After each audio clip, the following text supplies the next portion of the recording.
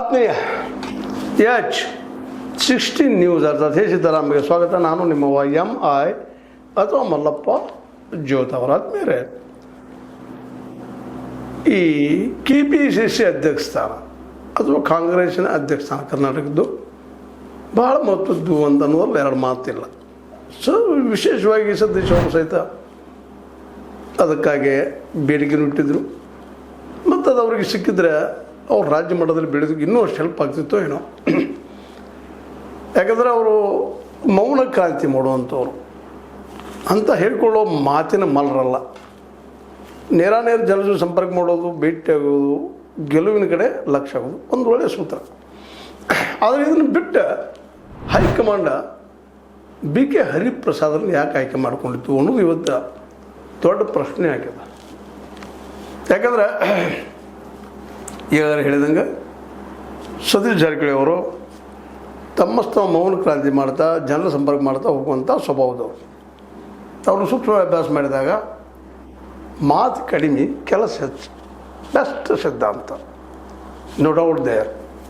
ಆದರೆ ಇವತ್ತಿನ RSS ರಾಷ್ಟ್ರೀಯ ಸ್ವಯಂ ಸೇವಕ ಸಂಘ ಬಹಳ ಬುದ್ಧಿವಂತರ ಸಂಘ. ಇದನ್ನು ಯಾರೂ ಅಲ್ಲಗಳಿಲಿಕ್ಕೆ ಸಾಧ್ಯ ಇಲ್ಲ. ಕೆನಿಪದ್ರ ನಾವು ಕರ್ಕೊಳ್ತೀವಿ. ಆ ಕೆನಿಪದ್ರಲ್ಲಿ ಬುದ್ಧಿವಂತರ ಸಂಘದಾಗ ಆ ಸಂಘಟನೆ ಎದುರಾಳಿ ಸೇವಾದಳ, ಆದರೆ ಸೇವಾದಳ ಎಲ್ಲಿದೆ?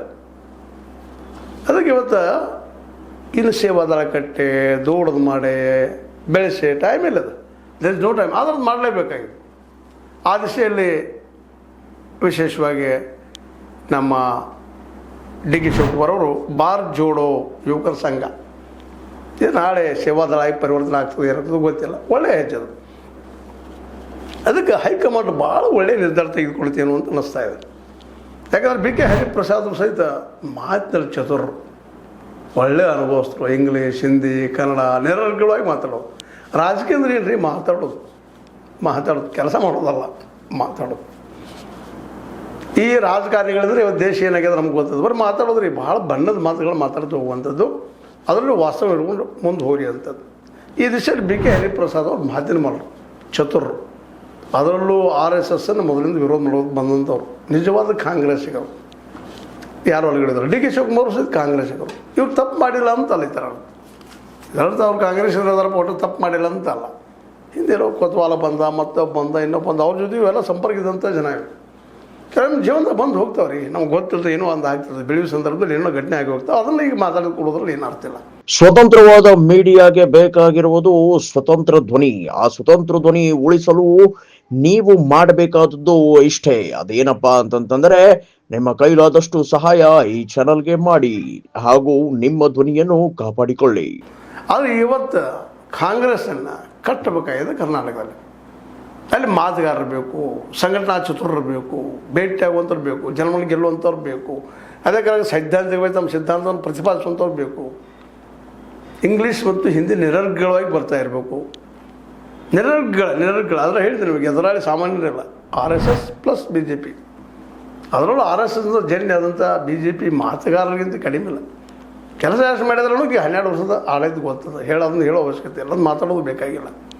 ಆದರೆ ಇವತ್ತೊಂದು ಬಲಿಷ್ಠವಾಗಿ ಕರ್ನಾಟಕದ ಮಟ್ಟಿಗೆ ವಾದ ಮಾಡೋದಕ್ಕೆ ಬೆಳೆದಕ್ಕೆ. ಯಾಕೆ 2028 ಅದ ಕಣ, ದೊಡ್ಡ ಕಣ ಅದ. ಆ ಸಂದರ್ಭಕ್ಕೆ ಇಂಥ ಬಲಿಷ್ಠ ಬೇಕಾಗಿತ್ತು. ಇದು ಹೈಕಮಾಂಡ್ ಭಾಳ ಒಳ್ಳೆಯ ನಿರ್ಧಾರ ತೆಗೆದುಕೊಂಡಿತ್ತು ಅಂತ ಇವತ್ತು ಅನ್ನಿಸ್ಲಿಕ್ಕತ್ತದ. ಯಾಕಂತಂದ್ರೆ ಒಂದು DK ಶಿವಕುಮಾರ್ ಅವರು ಪ್ರಚಂಡರದಾರ, ಮಾತಿನ ಬಲರದಾರ, ಅದಕ್ಕೂ ಜಗ್ಗದವರು, ಪಕ್ಕದವರು, CBI ತಗೊಂಬ, ED ತಗೊಂಬ, ಮತ್ತಿಂದು ಬಾ, ನನ್ನ ಹಾಜಾನ ಹೋಗ್ತಾನೆ ಅನ್ನೋಂಥವ್ರು ಅದರ. ಮತ್ತು ಅಷ್ಟು ಸುಲಭವಾಗಿ ಸೋಲು ಘಟ ಅಲ್ಲವು. ಯಾಕಂದ್ರೆ ಸಿದ್ದರಾಮಯ್ಯನಿಗೆ ಅಧಿಕಾರದಿಂದ ಇಳಿಸಿದ ಸಾಕ್ಷಿ ಅದ ನಮ್ಮ ಮುಂದೆ. ಅವ್ರಿಗೂ ಗೊತ್ತಿತ್ತದು. ಬಿಟ್ಟರೆ ನಾ 2022 ಕೆಟ್ಟೆ ಅನ್ನೋದು. ಅದಕ್ಕಾಗಿ ತೊಗೊಂಡು ಬಿಟ್ಟರು. ಮತ್ತು ಅದೇ ಕಾಲಕ್ಕೆ ಸಿದ್ದರಾಮಯ್ಯರು ಸಹಿತ ವಿಶ್ವಾಸ ತೆಗೆದುಕೊಂಡು. ಇದು ಭಾಳ ಮಹತ್ವದ. ಅಲ್ಲಿ ಒಬ್ಬ ಭಿನ್ನಮತೀಯ ಮಾಡಿಕೊಳ್ಳಲಿಲ್ಲ ಸಿದ್ದರಾಮಯ್ಯರು. ಇದು ಹೈಕಮಾಂಡ್ ಮತ್ತು DK ಅವರ ಜಾಣ್ಮೆ. ಅದೇ ಸಂದರ್ಭದಲ್ಲೇ ಇವ್ರಿಗೂ ನೋವಾಗದಾಗ, ಸತೀಶ್ ಅವ್ರಿಗೂ ನೋವಾಗದಂಗೆ ಅವ್ರಿಗೊಂದು ಸಚಿವ ಸ್ಥಾನ ಕೊಟ್ಟ, ಬದಿಗೆ ಸೇರಿಸ್ಯಾರ. ಅಂದರೆ ಯಾರಿಗೂ ಮನಸ್ಸು ನೋವಾಗಬಾರ್ದು. ನಮ್ಮ ಸಾಧಿಸಬೇಕಾಗಿದೆ ಗುರಿ, ಒಗ್ಗಟ್ಟು ಬೇಕಾದ. ಒಗ್ಗಟ್ಟು ಮುರಿಯೋಗಿಲ್ಲ. ಒಗ್ಗಟ್ಟಿದ್ದರೆ ಮಾತ್ರ ಸಾಧ್ಯ. ಕಟೆಗೆ ಅದು ಬಟ್ಟೆಂಗೆ. ಸ್ವತಃ ನಮ್ಮ ಯೋಗಿ ಆದಿತ್ಯನಾಥ್ ಮಹೇಂದ್ರ ಹೇಳುವಂಥ ಶಬ್ದ ಅದನ್ನು ಇಲ್ಲೇ ಕಾರ್ಯರೂಪಕ್ಕೆ ತರ್ತಾ ಇದ್ದಾರೆ. ಹೀಗಾಗಿ B K Hariprasad, D K Shivakumar ಜೊತೆಗೆ ಸಿದ್ದರಾಮಯ್ಯ ಇಟ್ಕೊಂಡಿದ್ದಾರೆ. ಅದು ಭಾಳ ಮಹತ್ವದ, ಭಿನ್ನ ಮತ ಇರಲ್ಲ ಅವರಿಗೆ. ಅವರು ಹಿಂದುಳಿದ, ದಲಿತ ಮತ್ತು ಆದಿವಾಸಿಗಳ ಬಗ್ಗೆ ಕಾಳಜಿ ಇದ್ದಂಥವ್ರು. ಅದೇ ರೀತಿ ಸತೀಶ್ ಅವರು ಸಹಿತ. ಹೀಗಾಗಿ ಇವ್ರನ್ನೆಲ್ಲರನ್ನೂ ತೆಕ್ಕೆಗೆ ತೊಗೊಂಡೋಗಿ ಹೈಕ್ ಮಾಡಿದ್ದು. ಇವತ್ತು ಒಬ್ಬ ಬಲಿಷ್ಠ KPCCಯ ಅಧ್ಯಕ್ಷನಾಗಿ ಮಾಡಿದ್ದು ವಿಶೇಷವಾಗಿ ಎಲ್ಲ ಕಡೆ ಶ್ಲಾಘನೆ ವ್ಯಕ್ತ ಆಗ್ತಾ ಇದೆ. ಯಾಕಂದರೆ ಅವ್ರನ್ನ ನೋಡಿದ್ದಾರೆ ಈಗ ಭಾಳ ಜನ ರಾಜಕೀಯ ರಂಗದಲ್ಲಿ ಕಳೆದ 20-30 ವರ್ಷಗಳಿಂದ ಕಾಂಗ್ರೆಸ್ಸಿಗರಾಗೇ ಉಳಿದ್ರು.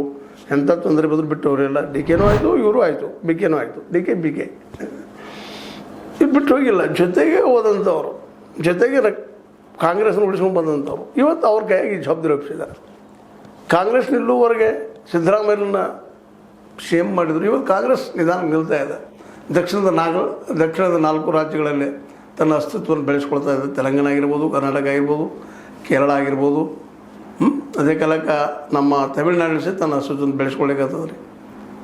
ಮತ್ತು ಉತ್ತರದಲ್ಲಿ ಒಂದು ಈಗಾಗಲೇ ನಿಮ್ಗೆ ಗೊತ್ತದ ಹಿಮಾಚಲ ಪ್ರದೇಶ. ಇವೆಲ್ಲನೂ ಇವತ್ತು ಒಗ್ಗೂಡಿಸ್ಕೊಂಡು ಹೋಗುವಂಥ. ಇದೇ ಸಂದರ್ಭದಲ್ಲಿ ಮಮತಾ ಬ್ಯಾನರ್ಜಿ ಸಹಿತ ಇವತ್ತು ಅವ್ರನ್ನ ಹಣಿಯುವ ಪ್ರಸಂಗ ನೋಡಿದಾಗ ಅವರು ಸಹಿತ ಇವ್ರ ಜೊತೆ ಕೂಡಬಹುದೇನೋ. ಕಾಂಗ್ರೆಸ್ನ ಮರ್ಜ್ ಆದರೂ ಆದರೆ ಹಿಡಿಯೋಕ್ಕೆ ಸಾಧ್ಯ ಇಲ್ಲ. ಇಂಥ ಪ್ರಸಂಗ ಇವತ್ತು ಬಂದು ನಿಂತಿದ್ದಾವ. ಅದೇನಲ್ಲಿ ಎಲ್ಲ ನೆಲೆಗಟ್ಟಿನಲ್ಲಿ ಜಾಣ್ಮೆ ಅಂತ ಇದನ್ನೆಲ್ಲ ಒಗ್ಗೂಡಿಸ್ಕೊಂಡು ಹೋಗುವಂಥ ಎದೆಗಾರಿಕೆನೂ ಮಾತುಗಾರಿಕೆ ಎಲ್ಲನೂ ಬಿ ಕೆ ಹರಿಪ್ರಸಾದಲ್ಲದ. ಆ ಬಿ ಕೆ ಹರಿಪ್ರಸಾದರ ಕೈಯಲ್ಲಿ KPCC ಅಧ್ಯಕ್ಷ ಸ್ಥಾನ ಕೊಟ್ಟಿದ್ದು ಸೇಫಾಗಿ ಕಾಂಗ್ರೆಸ್ನ ಉಳಿಸುವ ಸಲುವಾಗಿ ಅನ್ನೋದು ಈಗ ಅನಿಸ್ಲಿಕ್ಕತ್ತದ. ಯಾಕೆ ಇಲ್ಲಿಯವರು ಚರ್ಚೆಗೆ ಬಂದಿರಲಿಲ್ಲ ಅವ್ರ ಹೆಸರು. ಅದನ್ನು ಸೋನಿಯಾ ಗಾಂಧಿಯವರು ಮತ್ತು ರಾಹುಲ್ ಗಾಂಧಿಯವರು ಮಾಡಿದರು, ಸುದ್ದಿ ಉಳಿದಾವೆ. ಇವ್ರನ್ನ ಒತ್ತಾಯ ಮಾಡಿ ಇಲ್ಲಪ್ಪ ನೀವು ಆಗಬೇಕಂತ ಮಾಡಿದ್ದು. ಇದರಿಂದಾಗಿ ತಾತ್ಕಾಲಿಕವಾಗಿ ಸತೀಶರು ಒಂದು ಹಿನ್ನಡೆ ಆಗಿರ್ಬೋದು. ಬಟ್ ಇವರು ಹಿಂದುಳಿದವರನ್ನ ಇದನ್ನು ಅಲ್ಲಗಳಿಕ್ಕಾಗೋದಿಲ್ಲ. ಬಿ ಕೆ ಹರಿಪ್ರಸಾದ್ ಅವರು ಮತ್ತು ಜೊತೆಗೆ ಜಾಣರು ಅವರಷ್ಟು ಮೌನವಾಗಿ ಕ್ರಾಂತಿ ಮಾಡದೆ ಹೋದರು. ಮಾತಾಡ್ತಾ ಕೆಲಸ ಮಾಡುವವರು. ಆಡದೆ ಮಾಡುವನು ರೂಢಿಯೊಳಗುತ್ತಮನು, ತಾನಾಡಿಕೊಂಡು ಆಡುವನು ಮಧ್ಯಮನು, ತಾನಾಡಿಯೂ ಮಾಡದೇ ಇರುವವನು, ತಾನಾಡಿಯೂ ಮಾಡದೇ ಇರೋನು ಅದಮನು ಕಾಣೋ ಸರ್ವಜ್ಞ ಅಂತ. ಹಂಗೆ ಮಾತಾಡ್ತಾರೆ. ಮಧ್ಯಮ ಇಟ್ಕೊಳ್ರಿ. ಆದರೆ ಇವತ್ತು ಮಾತು ಬೇಕಾಗಿದೆ. ರಾಜಕಾರಣದಲ್ಲಿ ಮಾತು ಬೇಕ್ರಿ. ಮಾತು ಮಾರ್ತಾವ. ನಮ್ಮ ಹಿರಿಯರು ಒಬ್ಬರಿದ್ರು ಹೇಳ್ತಿದ್ರು, ವ್ಯಾಪಾರದಾಗ ಏನು ರೀ ಅಂದ ತಕ್ಷಣ ವ್ಯಾಪಾರದ ಬರೀ ಮಾತು ಮಾರ್ತಾವ್ರಿ. ಅರಿವೆಲ್ಲ ಮತ್ತೊಂದಲ್ಲ, ವಸ್ತುಗಳಲ್ಲ, ಮಾತು ಮಾತಾಡ್ತಾವೆ.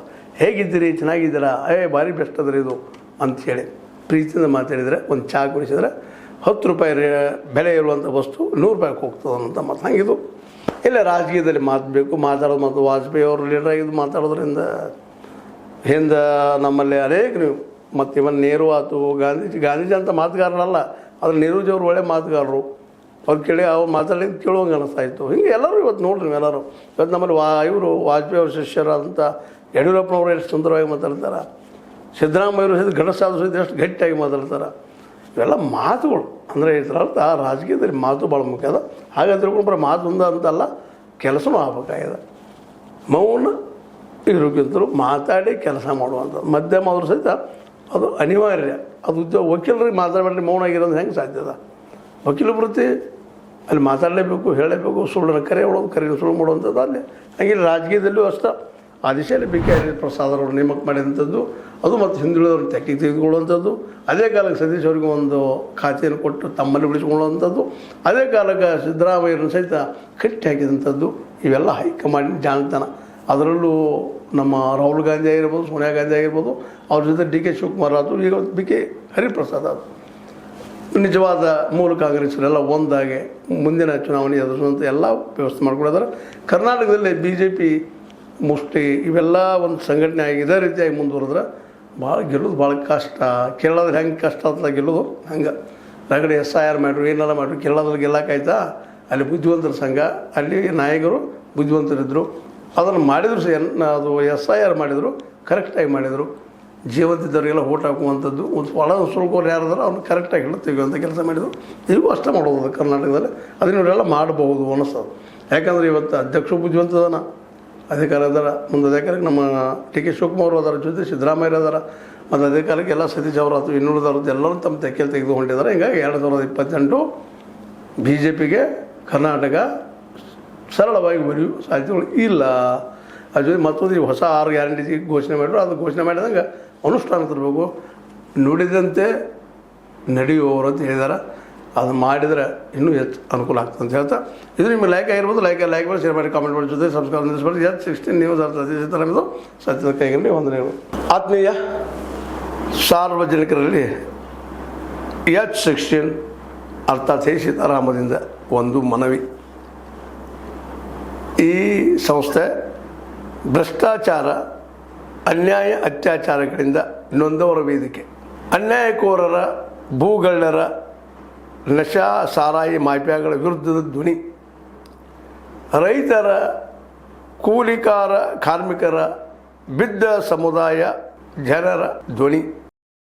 ಬೆಂಬಲವಾಗಿ ನಿಂತು ತನುಮನ ಧನದ ಸಹಾಯಕ್ಕೆ ಸಾರ್ವಜನಿಕರಲ್ಲಿ ಕೋರಿಕೆ. ದಾನದ ಸಹಾಯ ನೀಡಿ ಸ್ವಾತಂತ್ರ್ಯ ಪತ್ರಿಕೋದ್ಯಮ ಉಳಿಸಿ ಬೆಳೆಸಿ. ವಂದನೆಗಳು. ತಮ್ಮನ್ನೇ ನಂಬಿರುವ ಮಲ್ಲಪ್ಪ ಇ ಜೋತಾವರ್. ಈ ಕೆಳಗಿನ QR ಸ್ಕ್ಯಾನ್ ಮಾಡಿ ಅಥವಾ ಈ ನಂಬರ್ ಅಂದರೆ 7411402405ಗೆ ಇಲ್ಲ 9686864852ಗೆ ನೀವು ಫೋನ್ಪೇ ಮಾಡಿ, ಪೇಟಿಎಮ್ ಮಾಡಿ ಅಥವಾ ಇನ್ನಾವುದೇ ಮಾಧ್ಯಮದಿಂದ ಗೂಗಲ್ ಮೂಲಕ ಸಹಾಯ ಮಾಡಿ ಈ ಪ್ರಾಮಾಣಿಕ ಪತ್ರಿಕೋದ್ಯಮವನ್ನು ಉಳಿಸಿ ಅಂತ ಮತ್ತೊಮ್ಮೆ ಮನವಿ. ವಂದನೆಗಳು.